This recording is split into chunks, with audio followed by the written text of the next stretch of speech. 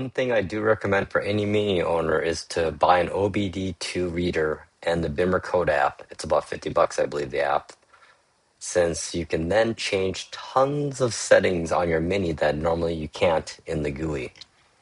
For example, here I'm changing the background image of my cluster from, I think it is the normal GP to the honeycomb style.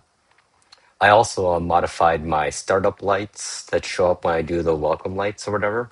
So I have it set to do the rear taillight outers and inners, the rear reverse lights left and right, and then orange turn signal, driving lights in the front. So pretty cool stuff.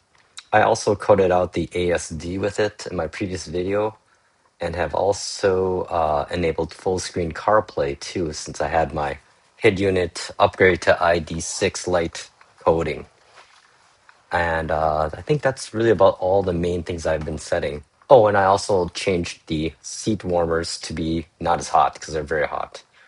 But yeah, so far I am loving this GP. It is amazing. I'm hopefully going to get a good camera, decent camera soon here, and we'll have some in cabin videos of driving it because it's a blast. Peace.